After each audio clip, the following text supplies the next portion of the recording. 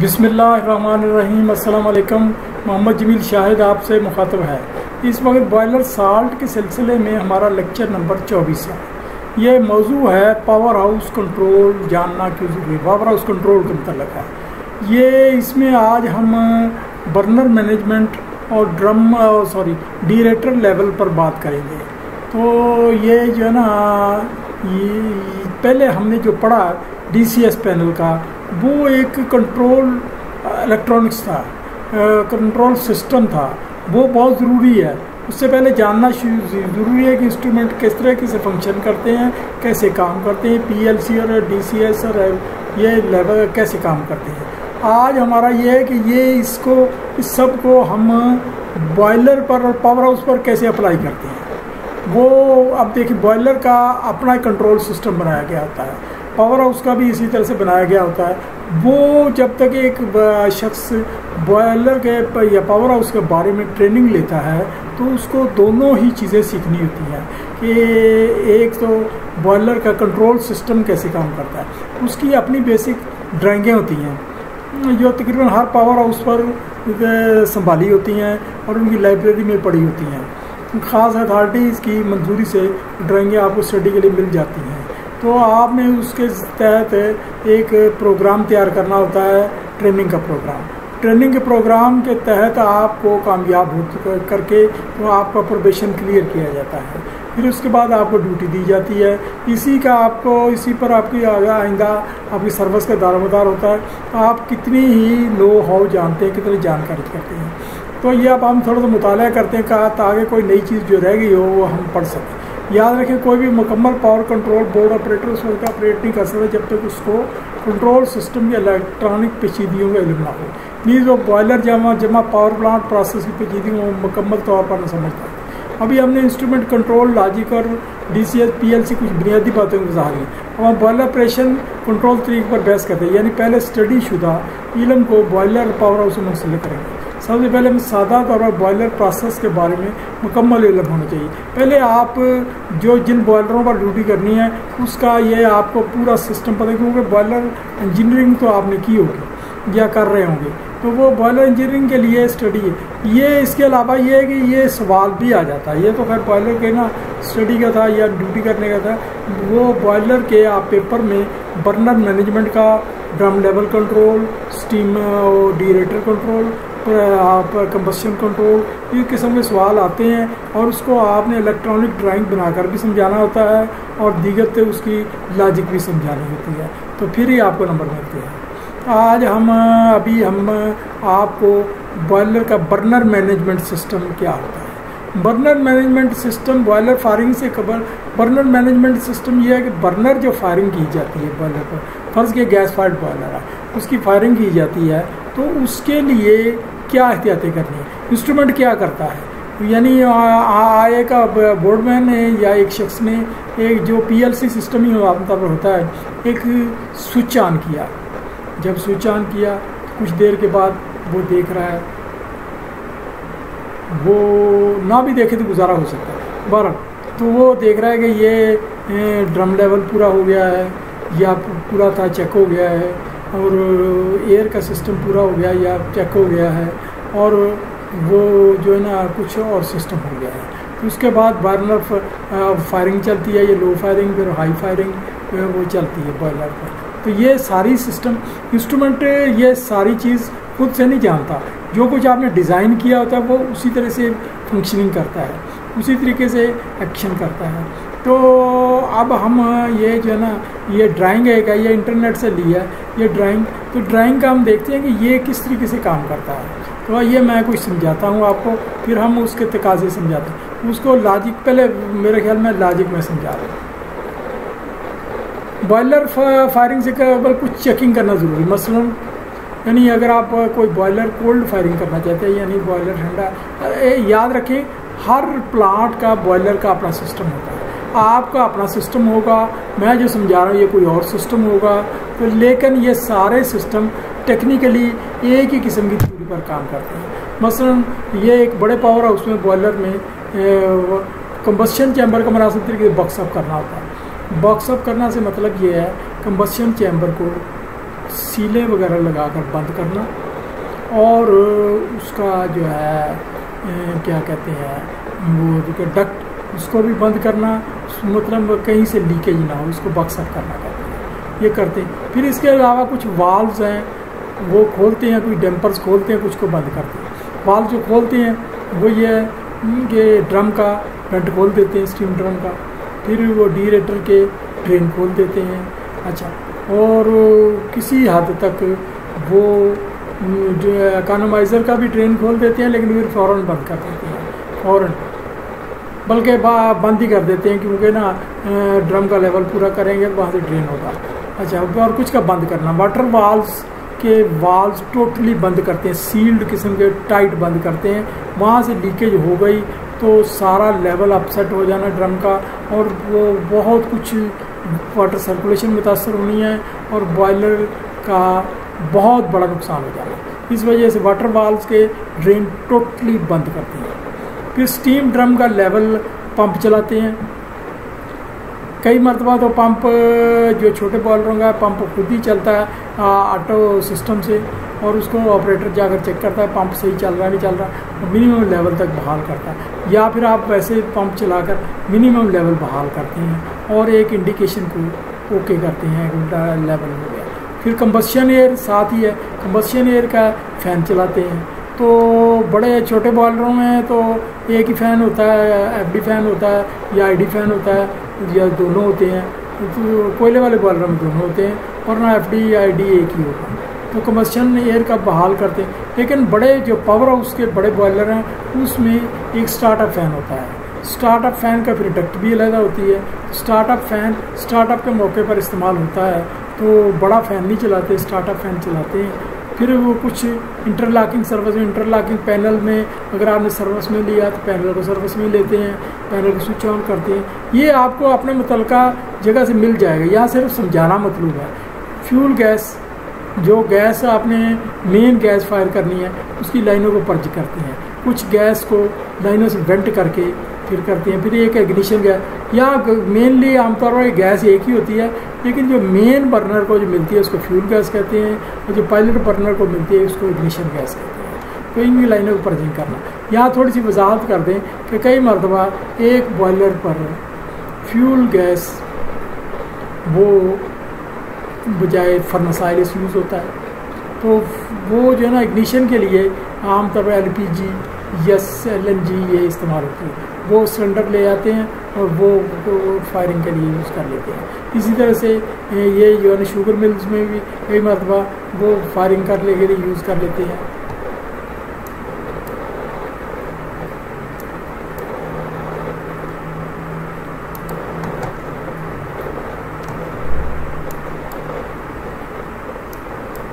इसके अलावा कंबस्शन बाद में के मराहल में कंबस्शन चैम्बर की नापसंदीदा गैसों से सफाई करना, यानी अच्छा नापसंदीदा गैस हम पर्जिंग चाहे 2 दिन से FD फ़ैन चला रखे हो, लेकिन इंस्ट्रूमेंट को तसल्ली करानी ज़रूरी है। तो तसल्ली के लिए वो अपना को प्रोसेस चलाता है, 6-7 मिनट के लिए चलाता है, जो उसका डिज़ाइन होता है।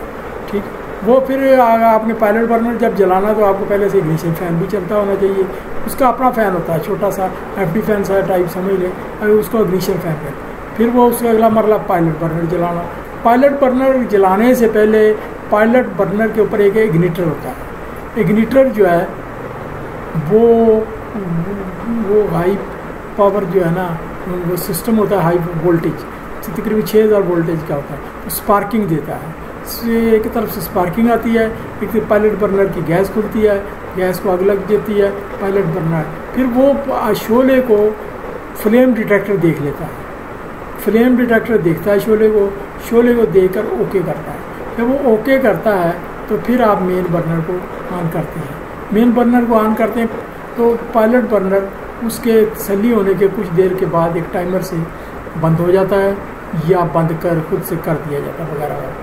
ये सब बर्नर मैनेजमेंट है, और ऑटोमेटिक फायरिंग में इंस्ट्रूमेंट ये मरले तय करता रहता है। अगर पैनल है, पैनल के ऊपर ये PLC सिस्टम से काम करता है, आमतौर पर पैनल के ऊपर इंडिकेशन आती रहती है कि ये काम हो रहा है, ये काम हो गया, ये काम हो गया। तो हम इसको समझने के लिए आपको इम्तहान में भी ये ड्राइंग बनानी पड़ेगी। तो ये इस किस्म की ये इंटरनेट से ली गई हैं, तो आप इसको याद रख लें।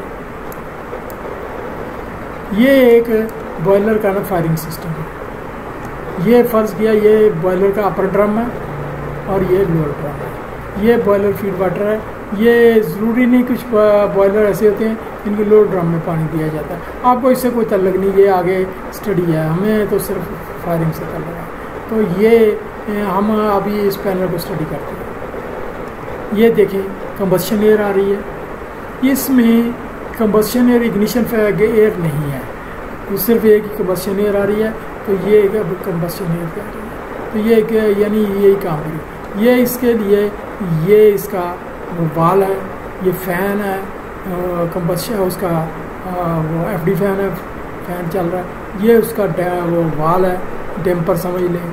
ये जो है ना वो वाल है, कंट्रोल वाल है। ये साथ ही ये कंट्रोलर है जो आपको फ्लो देता है। और आगे ये लो फ्लो का है, PSLL। ये हर जगह की अपने एब्रीविएशन होती है। ये बाहर गैस जा रही है, ओ सॉरी एयर जा रही है, कंबस्शन एयर। तो ये फ्यूल है। फ्यूल की लाइन को पहले से हम पर्ज करते हैं। तो अगर आप देखें गौर से तो ये पर्जिंग का ये सिस्टम है, ये पर्जिंग का है, ये पर्ज की जाती है। फिर गैस ये आई, तो गैस के साथ आप देख रहे हैं ये दो वाल हैं, ये दो वाल, ये एक साथ वेंट वाल है। ये मैं अभी समझाता हूँ आपको। तो ये आगे एक मैनुअल वाल है, ये इसका कंट्रोल वाल है। ये मैनुअल वाल ये है कि ये वो गैस का फ्लो है, लो प्रेशर इंडिकेटर है। ये साथ ही कहीं फ्लो मीटर भी होगा, यहाँ नहीं लगा हुआ है लेकिन होगा। तो ये गैस जा रही है, ठीक, ये गैस जा रही है, ये मेन बर्नर को जा रही है, ये मेन बर्नर को जा रही है। लेकिन उससे पहले ये फ्यूल से ये एक लाइन ली गई है, ये इग्निशन गैस की लाइन ली गई है। तो ये उसी तरह से ये तीन वाल है, जैसे ये तीन वाल है, ये तीन वाल लगे हुए, ये एक वेंट वाल है, ये एक वाल है, ये तो ये पायलट बर्नर इसको जा रहा है। बीच में कहीं पायलट बर्नर का देखने वाला सिस्टम भी होगा, वो यहाँ नहीं बनाया गया। तो ये आगे ये पायलट का वो फ्लेम मॉनिटरिंग सिस्टम है, देखने वाला सिस्टम है, ये लगा हुआ है। ये भी मेन बर्नर को सबको इकट्ठा ही देखता है, एक ही देखता है। पायलट के लिए पहले यूज़ हो रहा था, मेन बर्नर के लिए यूज़ हो रहा था। अब ये देखें कैसे काम करता है। अब आपने जैसे मैंने पहले मरले किए, आपने मरले किए, तो यहाँ मैं सर इस वाल के बारे में समझा दूँ। ये इस वाल के बारे में, ये जब आप वो खोलते हैं फ्यूल गैस, तो यहाँ इतनी ड्राइंग नहीं बनाई गई। यहाँ हकीकत में ये जो वो गैस है ये वाली, इसके साथ यहाँ से ये इस जगह से एक वो मिलती है लाइन है इग्निशन एयर की। इग्निशन एयर ये एक जेट की तरह होती है। तो ये जेट सा बनता है एजेक्टर से, तो वो साथ को फ्यूल को लेकर चलती है एयर और फ्यूल को यानी जब फ्यूल जाता है, फ्यूल के प्रेशर से इग्निशन एयर साथ सक हो जाती है, यहाँ वो फायर होती है। तो वो इग्निटर चलता है, ये फायर होती है। तो ये दो वाल है।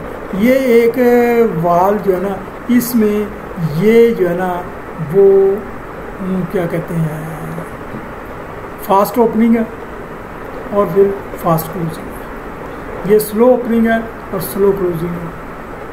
यानी जब ये कंट्रोल वाल की तरह है, जब गैस आती है, सॉरी ये स्लो ओपनिंग है, मैंने कहा ये स्लो ओपनिंग है। जिस वाल ने स्लो ओपन होना है उसने क्लोज भी स्लो ही होना है। यानी कंट्रोल वाल की तरह कि एक आहिस्ता आहिस्ता आहिस्ता आहिस्ता उसमें खुलते जाना है। जितना पीछे से ये आपने सिग्नल दिया हुआ है उतना खुल जाना है। तो ये जो है ना फास्ट जल्दी खुल जाना है, जल्दी बंद हो जाना है। अब ये अगर आप बॉयलर शट डाउन करते हैं, शट डाउन करते हुए इसने स्लोली बंद हुआ, जैसे स्लोली खुला था स्लोली बंद हुआ। तो ये गैस तो पीछे से आ रही है, ये फास्ट बंद हो गया, लेकिन अगर लीकेज है तो गैस तो आ रही है, ये फ़ौरन बंद हो गया। लेकिन लीकेज गैस ये वेंट खुल जाएगा, लीकेज गैस इधर से निकल जाएगी। अगर कोई यहाँ गैस है वो भी निकल जाएगी, कंबस्शन इग्निशन एयर है वो भी निकल जाएगी इस तरह से। ये वो सिस्टम है।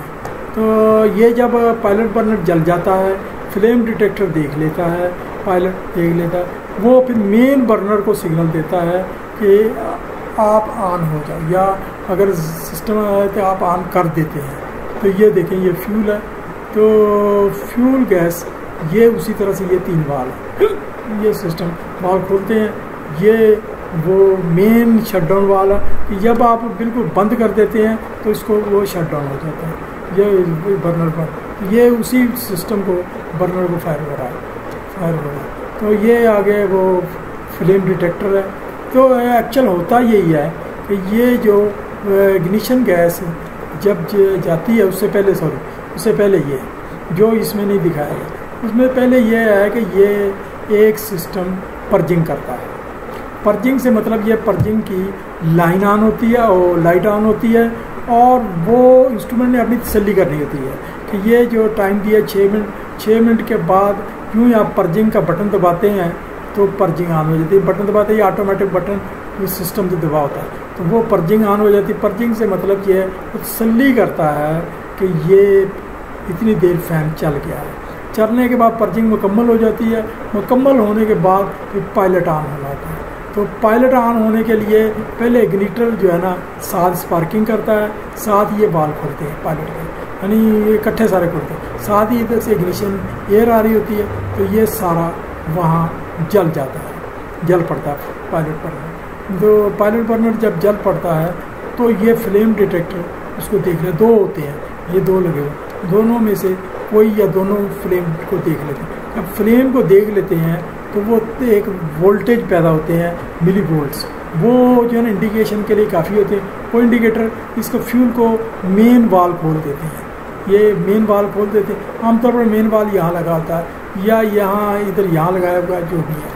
तो ये पहले से ये FD फैन तो चल ही रहा है, ये आ रही है। तो हम जब खोलते हैं ये वाल खोलते हैं, पहले स्लोली खोलते हैं, आपने सेटिंग स्लो रखी थी तो स्लोली मेन बर्नर चालू होता है।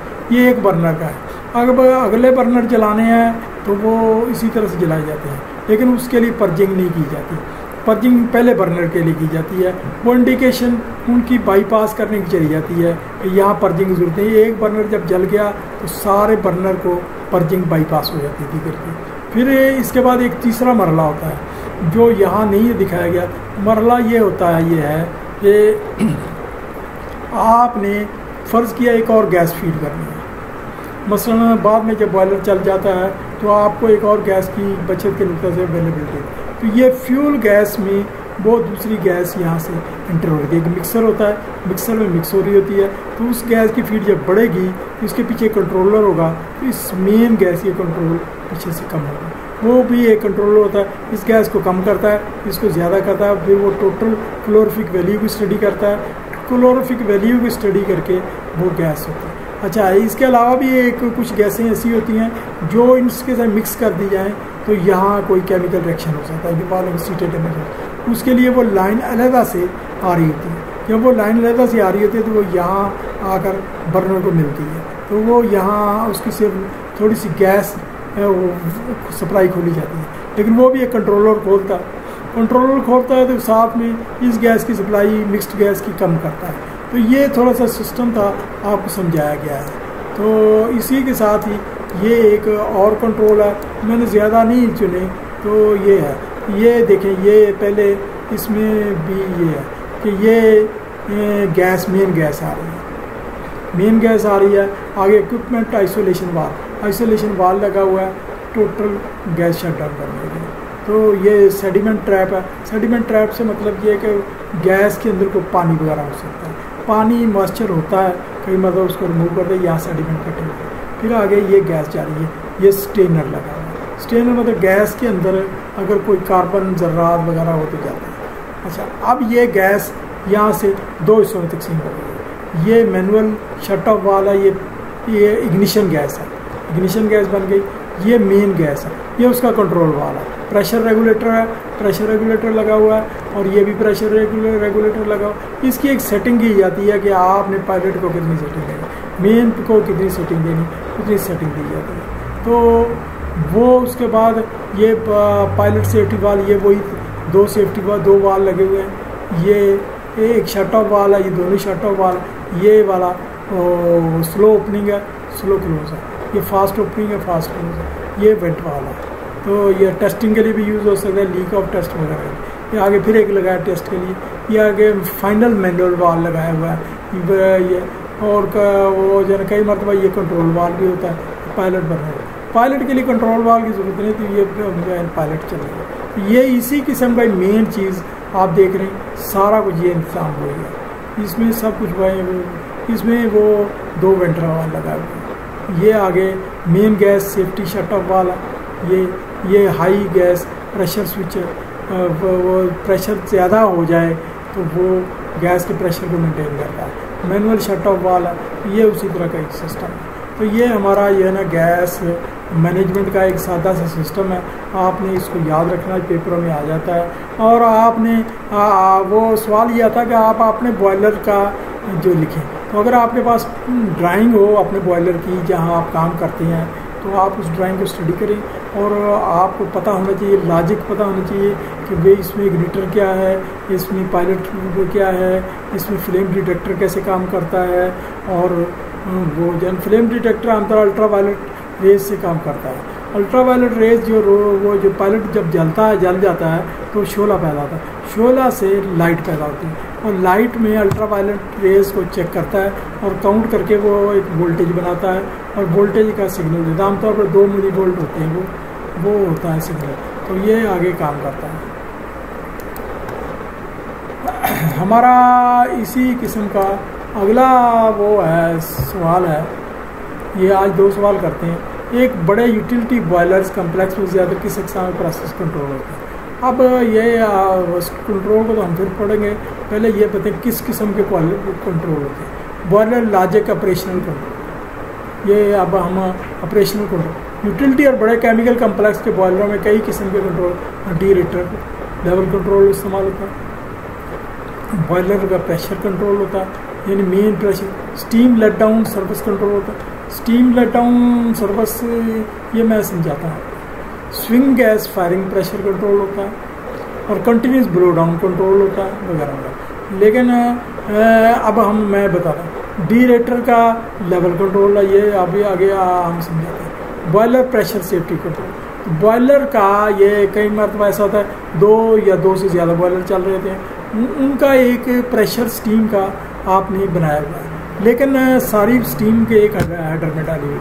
तो प्रेशर जो है ना, जिसको कंबस्शन कंट्रोल भी कहते हैं, वो आपने जितनी सेटिंग दी हुई है कि कौन सा टोटल लोड का बॉयलर कितने % लोड उठाएगा, कौन सा कितना उठाएगा, तो वो फ़र्ज़ किया कि आपने आधा आधा दे दिया, तो वो टोटल लोड को 1/3 कर देगा, यानी हर एक को जिम्मेदारी 1/3 की दे देगा। तो जब सिग्नल जाएगा, सिग्नल का भी 1/3 हो जाएगा, 1/3 के हिसाब से सिग्नल जाएगा। इसी तरीके से आप 30, 30, 40 भी कर सकते हैं, कुछ भी कर सकते हैं, जब वो उसके पर सेटिंग होती है। तो वो उसी हिसाब से फ्यूल को और गैस को खोलेगा।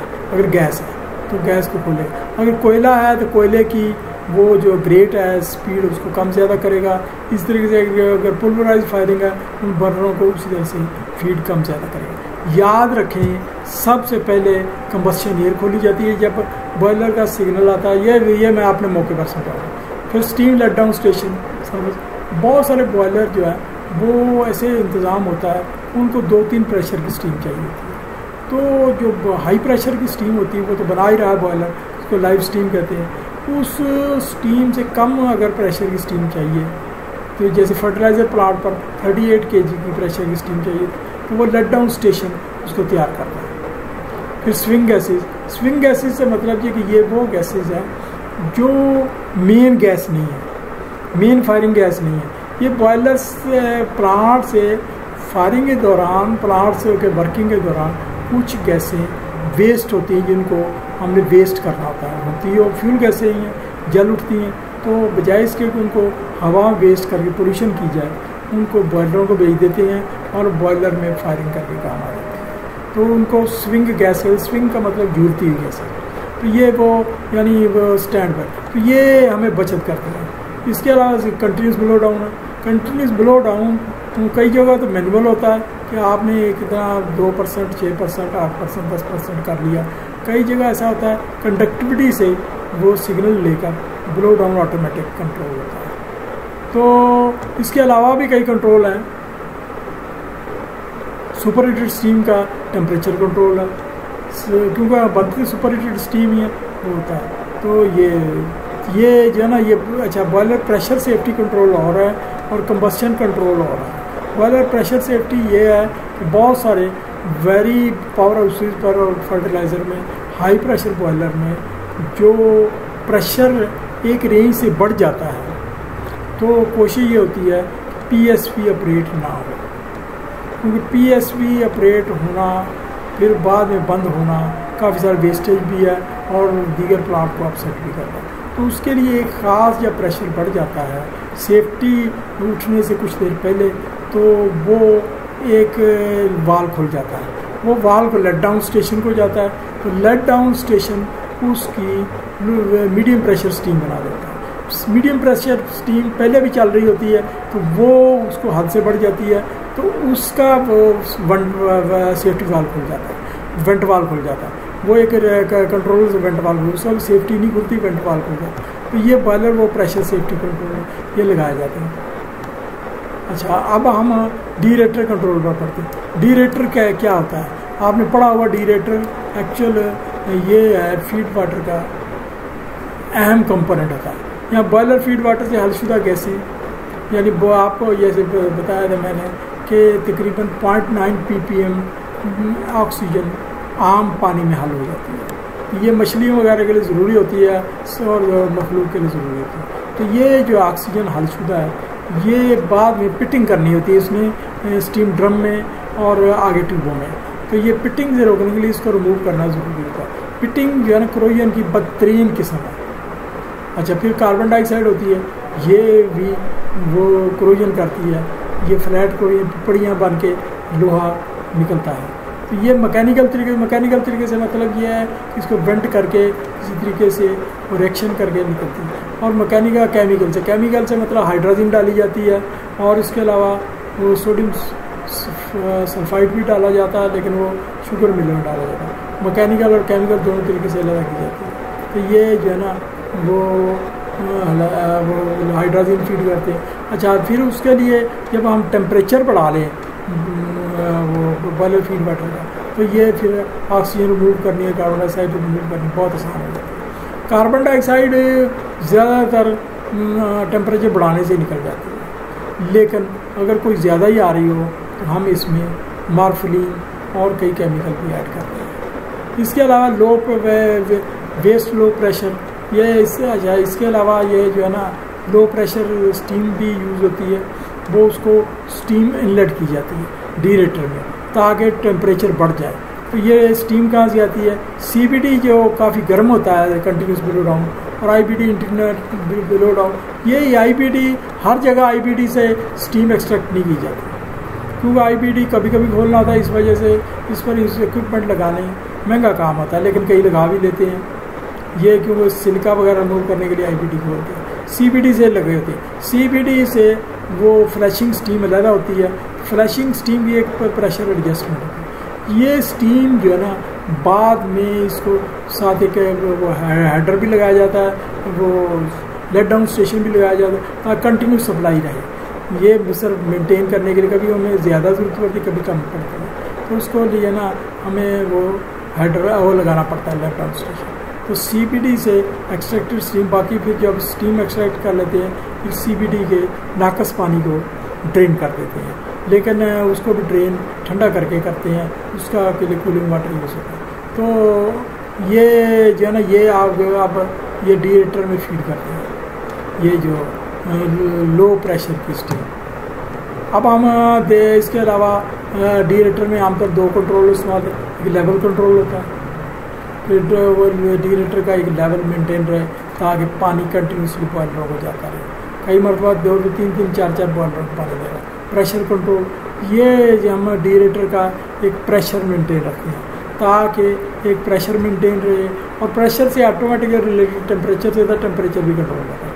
कभी कभी तीसरा और चौथा कंट्रोल भी यूज़ होता है, वो ये है कंट्रोल तब होता है कि ये कभी ये डीरेटर को ड्रेन करना पड़े तो ड्रेन कंट्रोल होता है।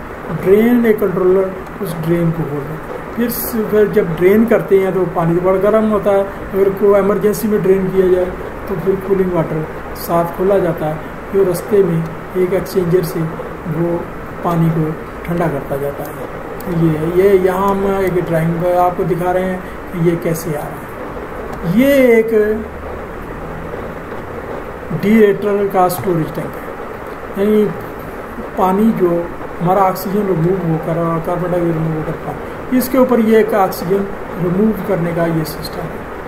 तो इसमें ये पानी आ रहा है मेकअप वाटर। मेकअप से मतलब ये है कि ये पानी जो मेन बॉयलर को जाना वो आ रहा है। इसमें कंडेंसेट भी शामिल है, ये कंट्रोल वाल लगा हुआ है, ये मेन आ रहा है। तो ये कंट्रोल वाल का ये देखें कंट्रोल सिस्टम है, ये प्रेशर ये यहाँ से रेगुलेट करता है, ये पानी कितनी ज़रूरत है, तो लेवल से ये सिग्नल लेता है। यहाँ सिग्नल आ रहा है, ये आ रहा है कंट्रोल वाल का सिग्नल। तो ये पानी जा रहा है, पानी ये नीचे आ रहा है। ये जो जब वेंट वाल लगा हुआ, वेंट वाल के साथ एक छोटी सी स्टीम वेंट लगा हुआ है। वेंट वाल के साथ जब स्टीम खोलते हैं तो वेंट वाल खुलता है। वो जो फालतू प्रेशर कंट्रोल करने के लिए जो या ऑक्सीजन रिमूव होती है या वो कार्बन डाइऑक्साइड, वो यहाँ से वेंट होती रहती है। ये इधर में दिखाया गया, लेकिन ये इसके साथ ही वो जो यहाँ नहीं दिखाई गई, डीएरेटर की एक सेफ्टी भी होती है। फिर दूसरी बात, ये डीएरेटर का एक वैक्यूम भी होता है। ये डीएरेटर को कभी कभी वो जो है ना बल्ज हो जाता है, उसको रोकने के लिए या वैक्यूम का भी होता है। ये उल्टी सेफ्टी होती है, समझो वो उल्टा खुलना था, यानी इधर से प्रेशर आना था और यहाँ से वैक्यूम ब्रेक कर देता है।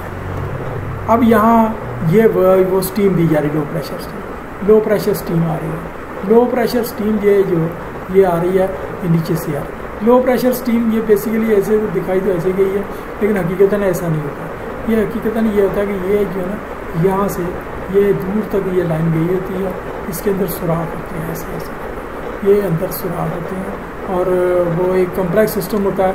ऊपर से पानी जो साफ़ होकर आ रहा है, स्प्रे होकर आ रहा है ताज़ा पानी, तो वो उसके अंदर इधर से स्टीम चढ़ती है, ये क्लीन होती है और वो ऑक्सीजन इधर से एक वेंट से निकल जाती है। तो ये जो है ना ये सिस्टम है। तो ये इसी के साथ ही एक ये दिखाई दी हुई हाइड्रोजन की लाइन होती है, वो थोड़ी इधर एक लाइन में सुराख होते हैं, हाइड्रोजन इनलेट होती है। अगर आपने पीएच मेंटेन करने के अमोनिया ऐड करनी है तो वो भी हाइड्रोजन के साथ ऐड कर देते हैं, हाइड्रोजन के साथ मिला देते हैं। ये लेवल है, उसका लेवल यहाँ से नोट हो रहा है। लेवल का कंट्रोल सिस्टम जो यहाँ नहीं दिखाया गया, लेवल का ये आगे एक कंट्रोल पैनल को भी सिस्टम जाता है और यही सिस्टम लेवल का ये जो है ना यहाँ से ये सिग्नल लेकर ये लेवल का इधर भी आता है, दिखाता है। ये लेवल से ये वाल खुलना होता है, लेवल की वजह से ये वाल खुलना होता है और उस वाल ने उतना पानी फीड करना होता है। क्योंकि अगर पानी आप ज़्यादा फीड कर देंगे तो लेवल तो डिस्टर्ब हो जाएगा, बहुत ज़्यादा हो जाएगा। तो इस वजह से वो लेवल का यहाँ नहीं दिखाएगा, लेवल का सिग्नल इस हो जाता है। इसी तरह से ये स्टीम है, स्टीम की वजह से टेम्परेचर भी बढ़ता है, डीएरेटर का प्रेशर भी बढ़ता है। तो वो प्रेशर इसके वेंट की वजह से कुछ कम होता रहता है, लेकिन वो वाल को एक हद तक होता है। तो स्टीम प्रेशर के रेगुलेटर के लिए यहीं से ही प्रेशर का सिग्नल लेकर एक सिग्नल इस वाल को रेगुलेट करता है।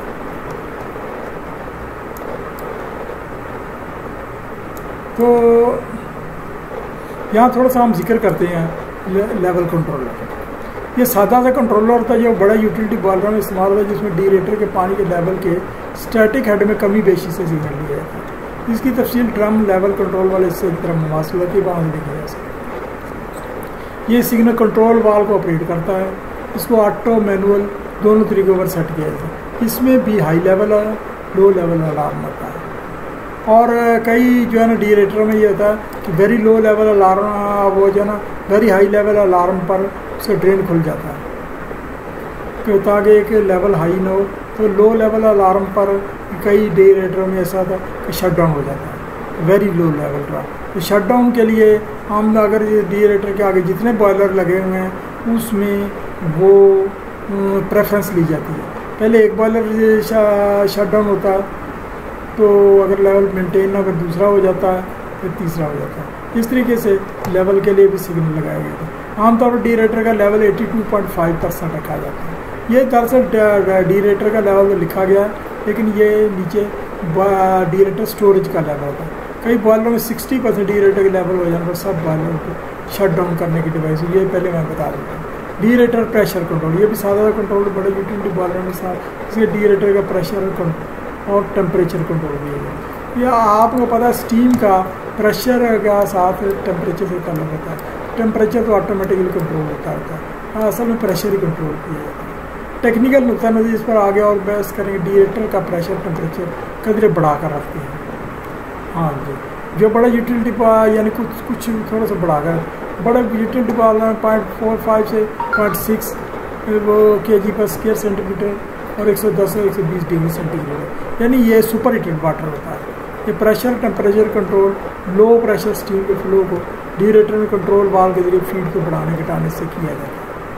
यानी वो लो प्रेशर स्टीम के फ्लो को हम बढ़ाते हैं तो वो बढ़ जाता है। आमतौर से प्रेशर की सेंस लेकर उसे प्रेशर हिसाब से करता है। टेम्परेचर स्टीम की गर्मी से खुद बहुत रेगुलेट होता है। अगर थोड़ा बहुत फ़र्क करने की जरूरत है तो जिस स्टेशन स्टीम वाले वहाँ रेगुलेशन है। अगर ये फिर अगर टेम्परेचर को बढ़ाना थोड़ा सा ज़्यादा मतलब हो तो हम लेट डाउन स्टेशन से टेम्परेचर कंट्रोल को थोड़ा सा बढ़ा लेते हैं। फिर डीरेटर का ड्रेन कंट्रोल होता है। अगर डीरेटर किसी वजह से लेवल हाई लेवल हद को छू जाए तो ख़ास हद के बाद डीरेटर के अंदर लगाए गए 21 नवाब बने हुए ड्रेन से पानी खुद ब ड्रेन हो जाता है। ये तब होता है कि ड्रेन बहुत सी ज़्यादा हाई लेवल हो गया है और वो ख़तरा है कि ये पसे ना निकलने लगे, इस वजह से ड्रेन खुल जाता है। वो जब ड्रेन कंट्रोल हो जाता है वो बंद भी हो जाता है, क्योंकि डीरेटर का पानी गर्म होता है, इसलिए उसका इस तरीके से ड्रेन होना खतरनाक है। ऐसे ड्रेन वाल पर ऑटोमेटिकली एक कूलिंग वाटर का एक्सचेंजर भी खुल जाता है और वो ट्यूबों में पानी आ जाता है ताकि ठंडा होगा ड्रेन। ये जो है ना कंट्रोल की थोड़ी सी हमने बताई हैं। अभी हम इसे एक ड्राइंग पर बहस करते हैं। ये भी एक डीरेटर की ड्राइंग ही है। ये इस ड्राइंग में आप देख रहे हैं डीरेटर का ये स्टोरेज टैंक है और ये डीरेटर का पानी फीड करने का कंट्रोल वाल्व है। ये कंट्रोल वाल्व से ये सिग्नल ये जा रहा है, कंट्रोल वाल्व से डीरेटर में पानी आ रहा है। ये फ्लो मीटर है, ये फ्लो मीटर फ्लो को रिकॉर्ड कर रहा है। ये इसका सिग्नल मेन कंट्रोल वो बक्स को दे रहा है, ये आ रहा है। अच्छा, अब ये दूसरा ये है आपका हीटर ड्रेनेज। तो दूसरा सिग्नल ये इसके लिए स्टीम इनलेट हो रही है। वो स्टीम हालांकि यहाँ नहीं होती, यहाँ होती है, पर जो ड्राइंग वाले ने बनाई है तो स्टीम जो दी जाए वो उसका सिग्नल है, टेम्परेचर का सिग्नल है। तो ये फ्लो का सिग्नल, 3 सिग्नल तो इसको मिल गए। तो इसके साथ लेवल का सिग्नल है और लेवल का सिग्नल के बाद ये एक आउटपुट आ रही है।